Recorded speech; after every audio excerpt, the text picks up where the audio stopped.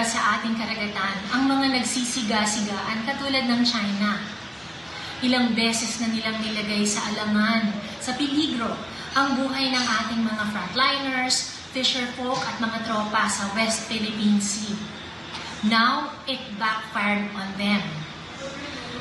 In their pursuit to threaten Filipinos, now they're putting at risk even the lives of their own citizens. Wala bang character development dyan, China? Saludo naman tayo sa ating mga kababayan na patuloy ipinagtatanggol ang ating soberanya laban sa China. Pero walang pag-aalinlangan din sa pag-aalok ng tulong, lalo na pag kailangan, maski pa nung mga nag-aagrabyado sa atin.